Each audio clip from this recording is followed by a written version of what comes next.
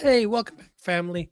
We are here now to do another one of the my list rankers.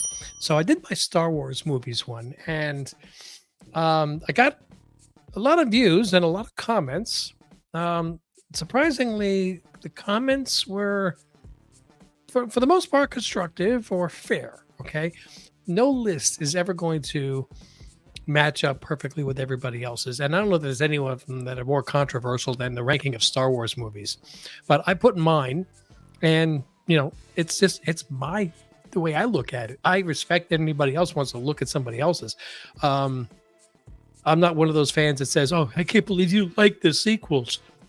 Well, you know what? I didn't. If you do, then more power to you. Congratulations. We grew up at different times. So what was important to me is not exactly what's important to you.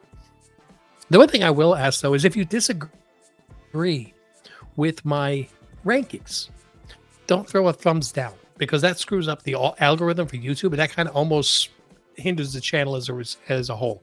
If you disagree with the way I'm making the video and you don't like the way I'm doing things, then throw a thumbs down. That's your right.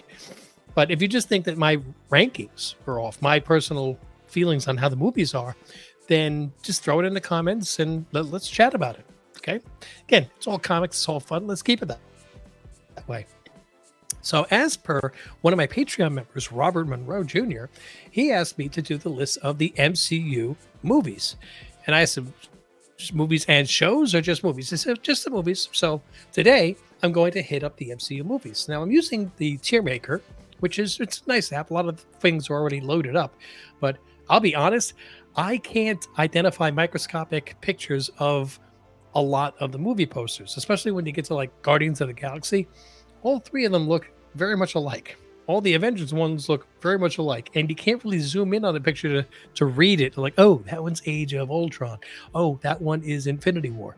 So I had to spend about a half an hour going online and trying to match up all the posters. But what I did was I put them all into release order, well, alphabetical, and then each one in release order. So that way it's easy for me to just grab them.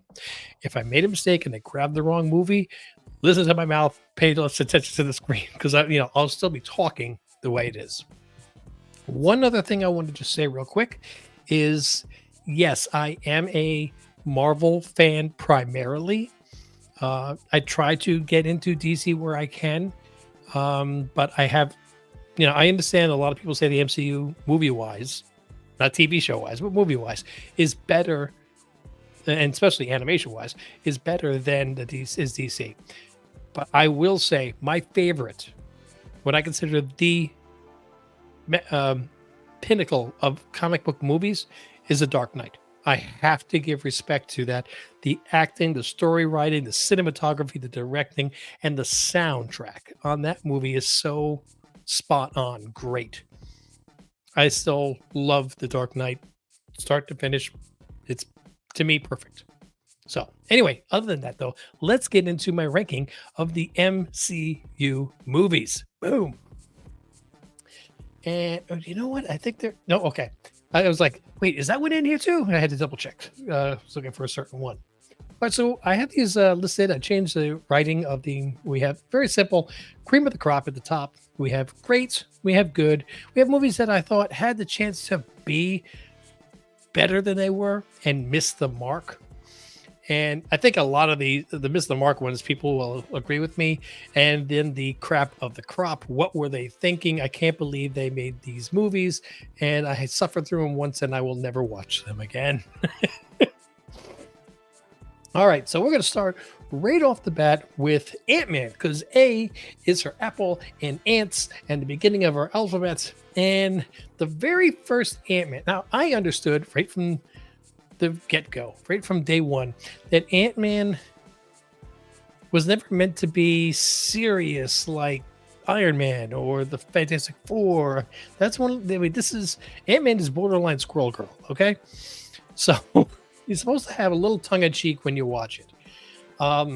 So being that as it may, I enjoyed the first Ant-Man. Yes, I did find my problems with physics. Like, well, if you're just reducing the space between molecules and the density is still, you're increasing the density, hence the weight would still be the same. So how do you put a tank in your pocket?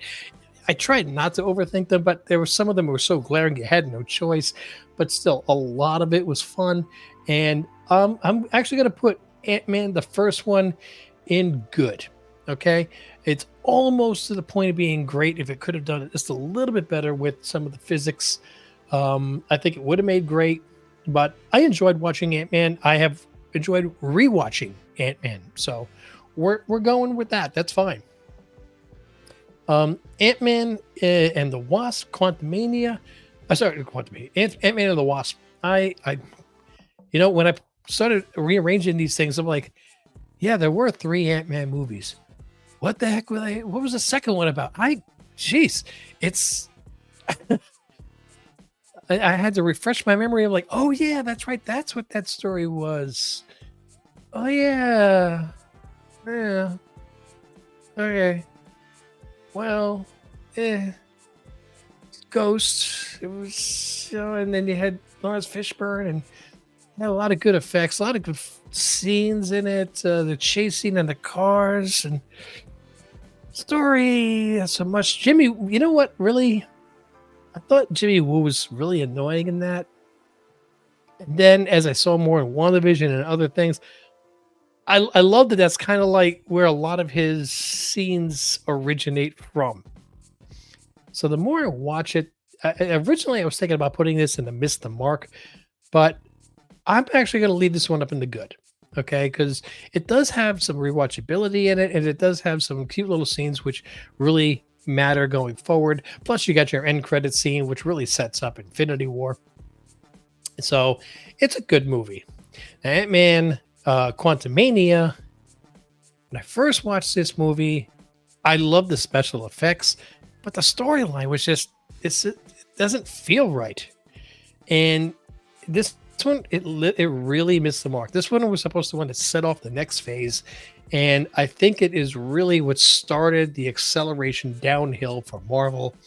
This is a turning point. I mean, it was tough to follow Endgame. I get it, but I mean, No Way Home did. So this one missed the mark. It could have been so much better than it was. I did not like the way Kang was written in this. Nothing against Major's performance. I thought his performance was fine, but I didn't think much about his character and some of the other things. And this also began the Disney show / movie idea of taking stars and just shoving them somewhere in anywhere so we can get them in. Oh, you want a cameo? We'll find you a spot. So, all right. So, Avengers, the very first film, 2012. This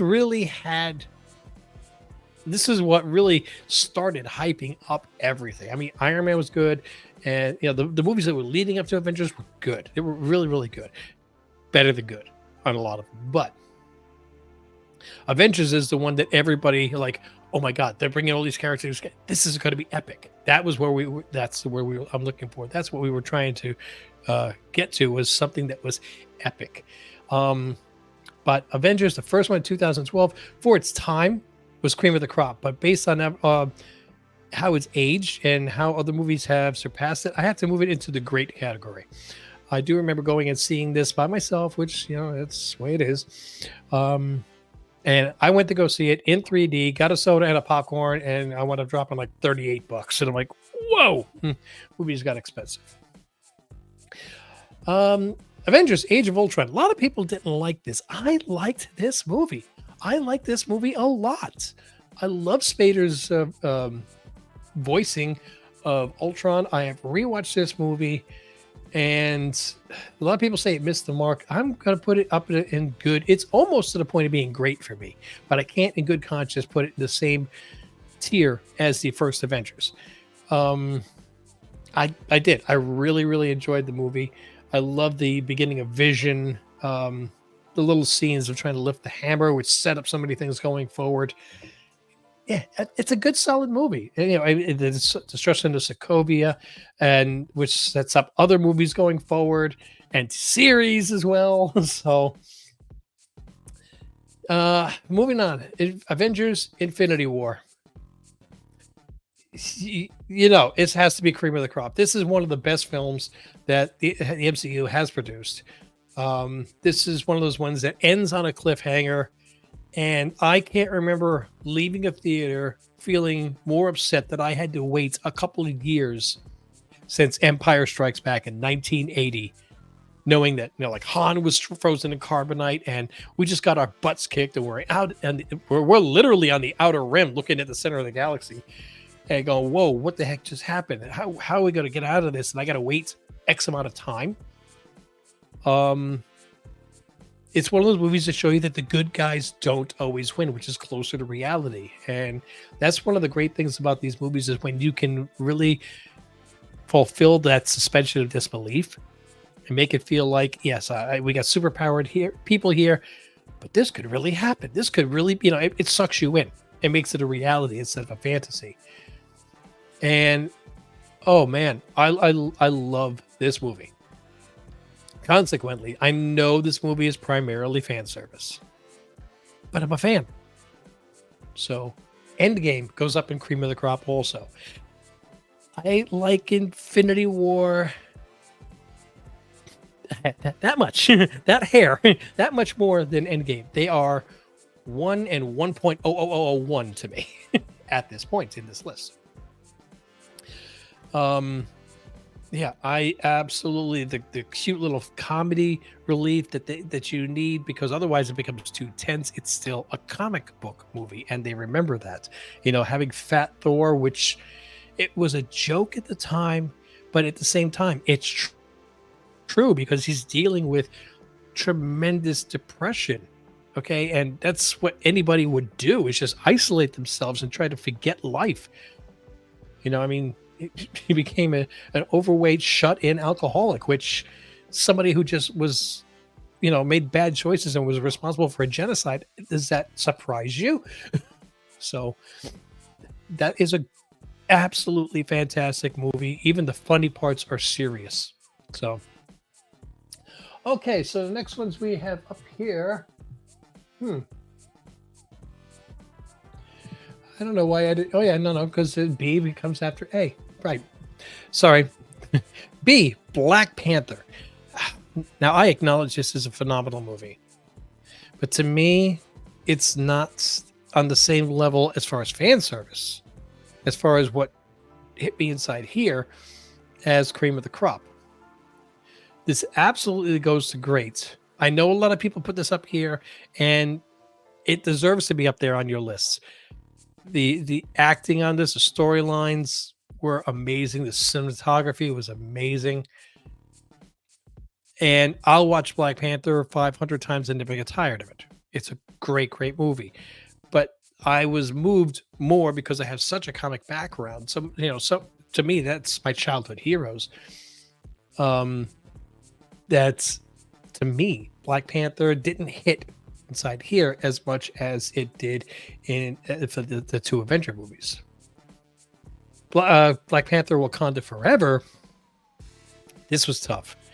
This would have been a very tough movie to make. With the passing of Chadwick Boseman, and there were some decent scenes in it, but to me, it missed the mark.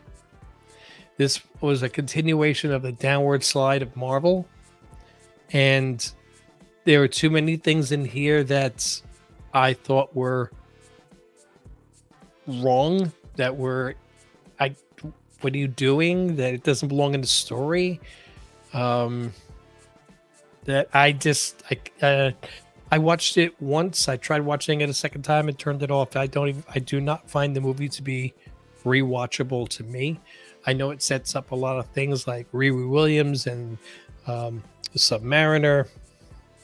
They retconned a few things about him. I don't understand why. Okay. Black Widow. Now that's a movie that a lot of people were really looking forward to. It was supposed to be phenomenal. The trailer was great, but they did two things that I just cannot forgive. One, they completely changed the character of the Taskmaster, and two, the Red Guardian was, and I understand being funny, but when you're funny to the point of being stupid, I just find you annoying. So, thanks to the Will Ferrell-ish version of Red Guardian, and the way that they did Taskmaster, Black Widow also misses the mark for me. I did not I did not enjoy that movie. Captain Marvel. Okay, this is going to tick off a lot of people, and I apologize in advance. But again, these are the way I look at it. Captain Marvel is just straight up miss the mark. And you know what? There's a movie that just came out that is not on this list, and it needs to be. And I'll talk about that as soon as I'm finished with this. Shows how recent this list is. Oh, that's a shame. Okay, so Captain Marvel to me, I'm going to compare Captain Marvel to Wanda Maximoff, Scarlet Witch. Scarlet Witch, by the way, in the MCU, in comic books, in the video games, in anything I do, she is my absolute tier 1 favorite character. So there is no women hating in this review. But the way Captain Marvel came across to me in this movie was, I kicked your ass because I'm a woman. It's just the way I've read it. Whereas Scarlet Witch is just, I kicked your ass. Period. I don't need to know if you're a woman or a man or white or black or Hispanic or a Jewish or Christian or Martian or Earthling. It doesn't matter. Okay, so don't overemphasize the point, because it's when you overemphasize the point, it detracts from the point. I don't know how else to say it.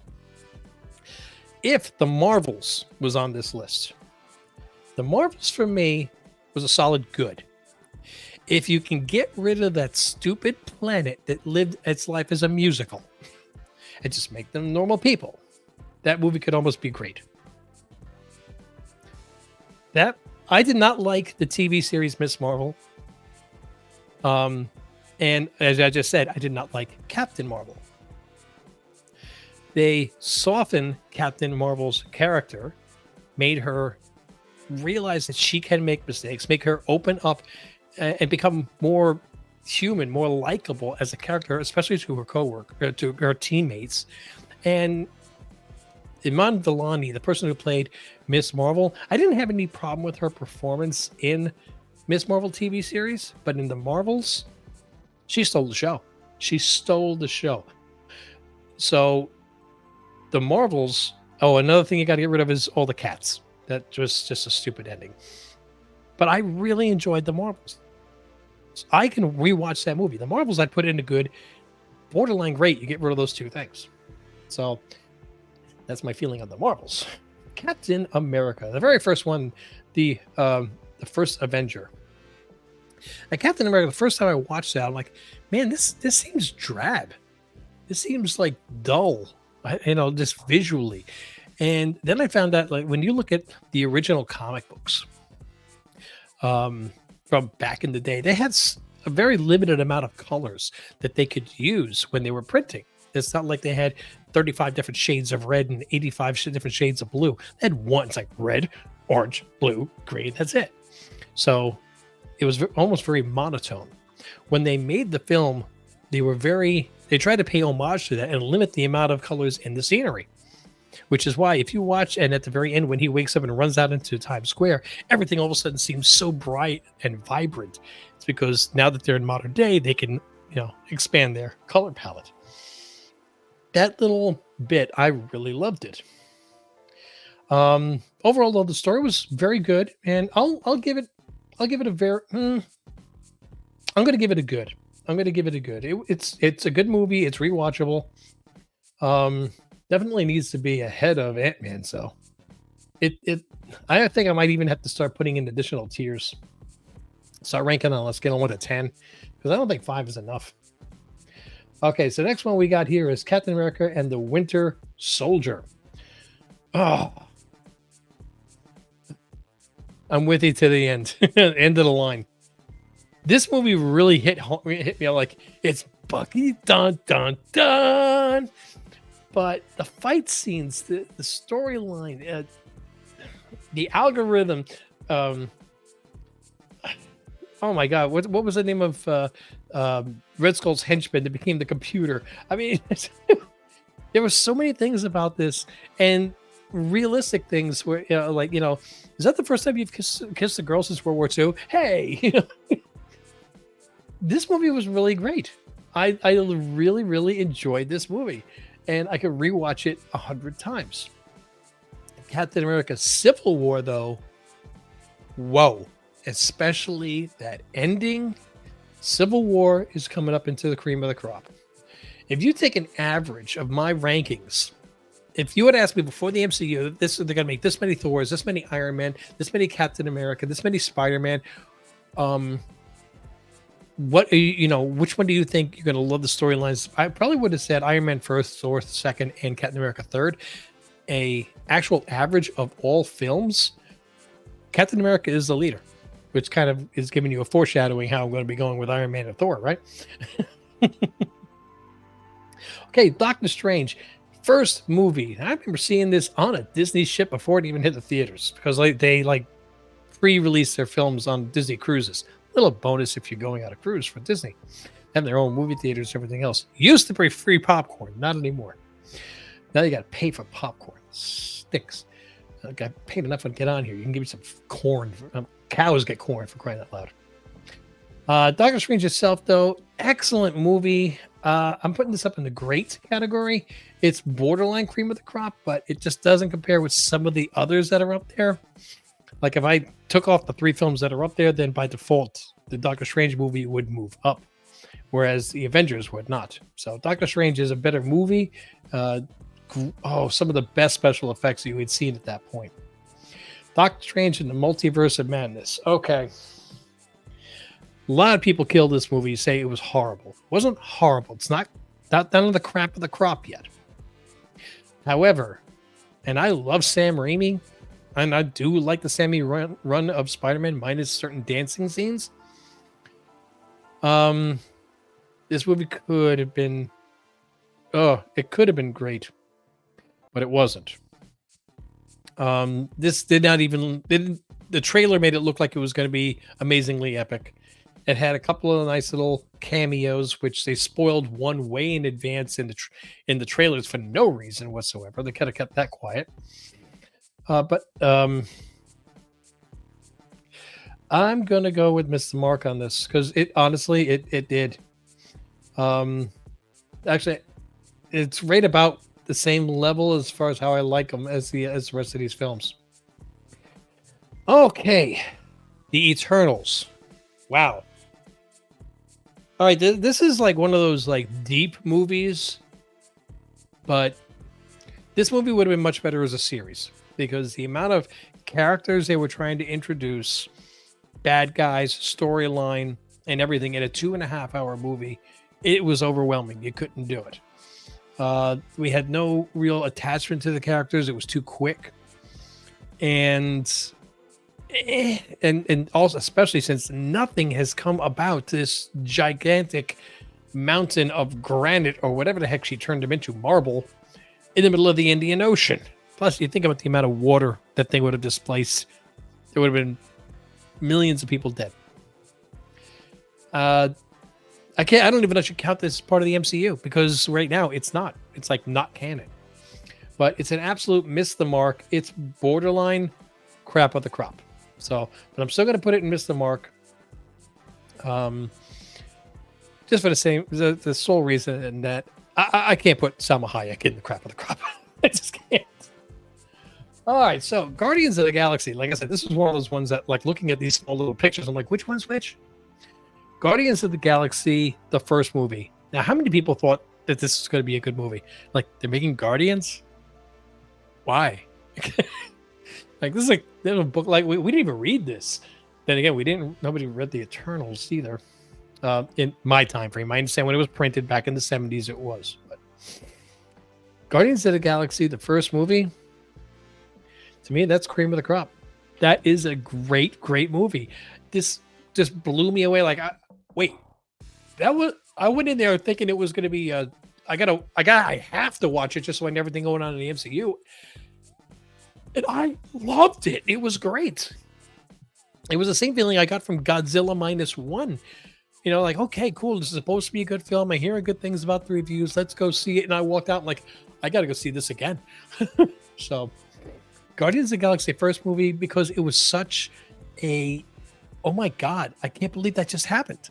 You weren't expecting anything from it. It was kind of like Ant-Man, but on steroids. Guardians of the Galaxy 2 was a good movie. That's just about it. It was a good movie. Yeah. Ego, a lot of the stuff that was going on in it, it was good. I liked it a lot. It's not it did miss the mark on a few things, but I can't put it down in the same category. Same thing goes for Guardians 3. I thought that again was good. Um Again, there are points in there that really did miss the mark. I think it could have been, it could have done certain things in the movie differently, which would have made the movie as a whole better. Especially Warlock. That was just, what are you doing? All right, so what do we got next? Oh no, as Baymax would say, oh no. We have Iron Man, and we're going to tick off a lot of people here. I know this. Iron Man 1, it was good. If you break the movie into 3 parts, the first act was great, second act was great, and the third act was missed the mark. So I did not like the ending of that. I thought it was kind of dumb with Obadiah staying there at the ends, and so a average of it would just put it at good. Iron Man 2, I felt missed the mark. I did not like the movie at all. It's borderline crap with the crop. I am not an Iron Man fan. I know a lot of people put these movies at the top of their list. I'm not a fan.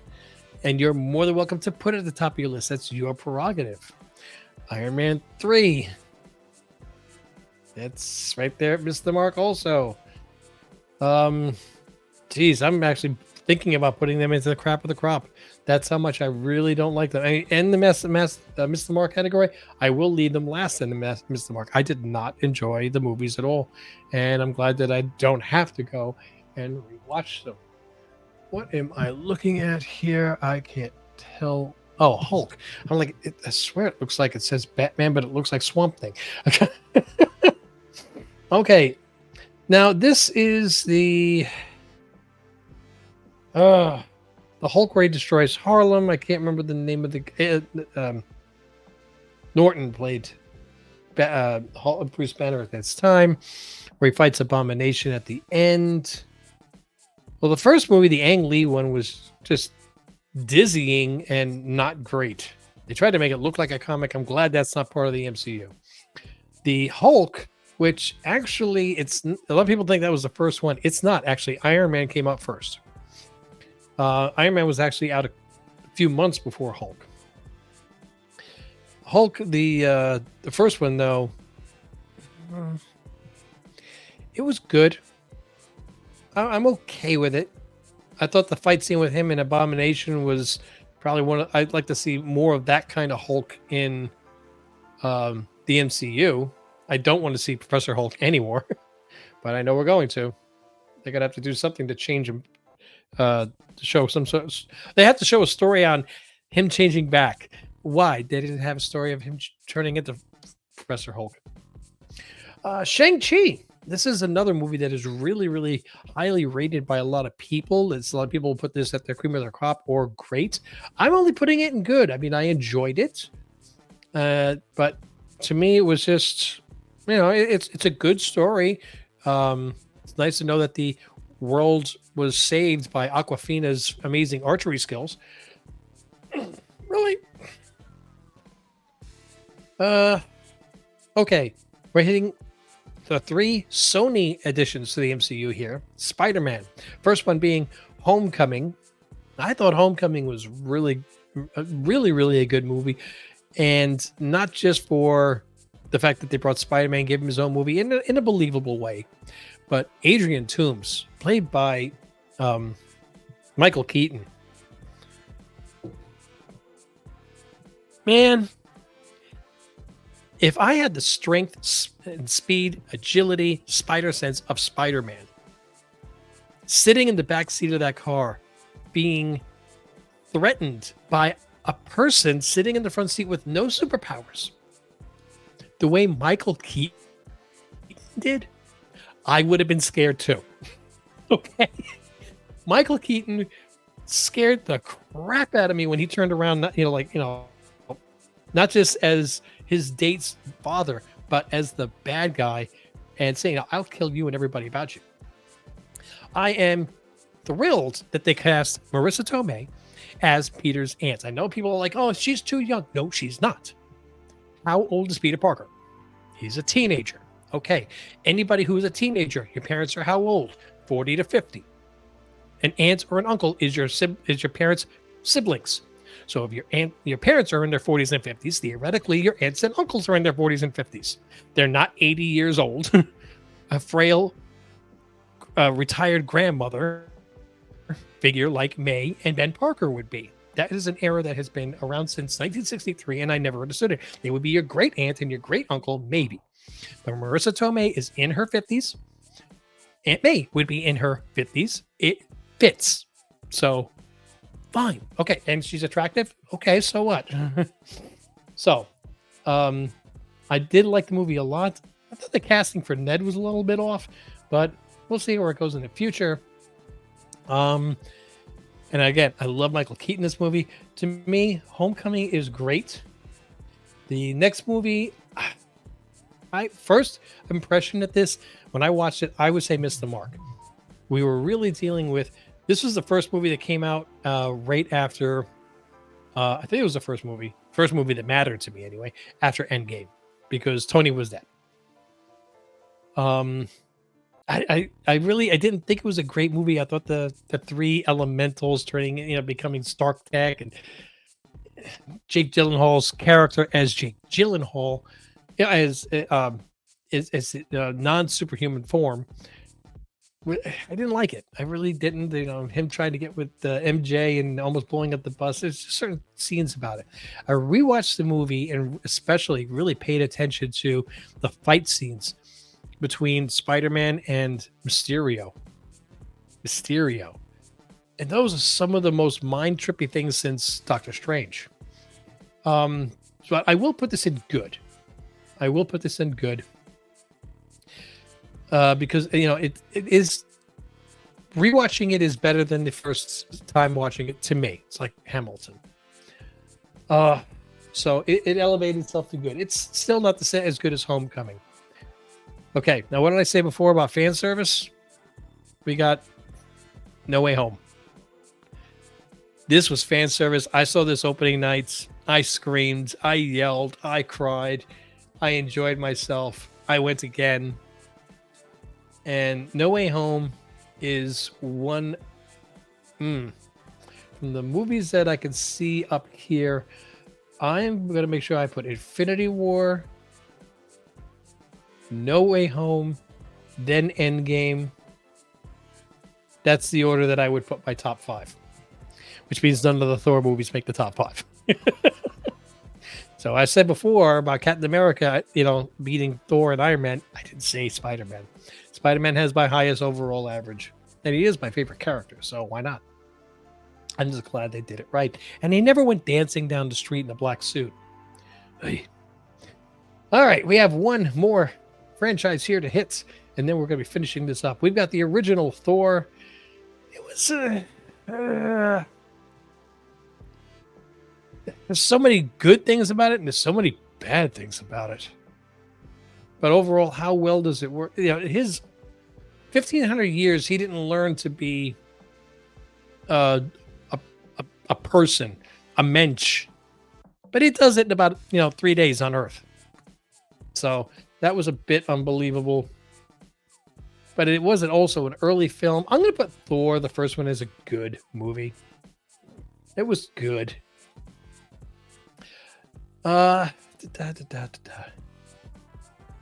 What? Yeah. Okay, so Thor: Dark World. Dark World really missed the mark. It has some good scenes in it, but overall, it's just It's drab. You know what it is? It's more drab than the first Captain America, with no fun, no comic bookness about it, and eh, it's eh. There you go. Thor Ragnarok. Thor Ragnarok that's a comic book. That's a comic book brought to the screen. I love Jeff Goldblum in it. I love Kate Blanchett in it. Oh man, she was hot. Let me tell you, Kate Blanchett absolutely is up in the greats. Sorry, Thor Ragnarok is up in the great. Kate Blanchett's up in the great. We got one movie left, and we have a category that hasn't seen one yet. It's about to. I don't ever want to see this movie again. You know, it's like, if you want to torture me, tie me to a chair and make me watch this. Okay, I would almost rather watch Monty Python. Almost. This movie made me nauseous. That's how bad it was. It's like they took all of the humor, which was, improv, and at the right proportion in Ragnarok, and said, wow, the humor went over well. Let's take a serious movie about Thor the God Butcher, and let's make it 100 times funnier than Ragnarok. And we'll put in stupid jokes and screaming goats, and we'll tell the story from Korg's point of view, like he's talking to children. And we'll spoon feed this to adults. No, don't ever do this again. This was just, I'm sorry. I can't watch that. That is horrible. That is my equivalent of Solo, a Star Wars story. This to me is one of my top 5 worst films of all time, not just MCU.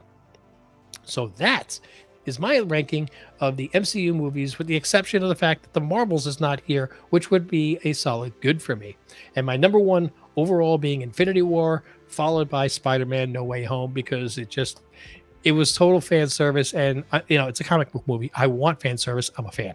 If I want really serious movies, I'll go watch, a serious movie, like one of those ones that certain directors and producers say the MCU is not true cinema.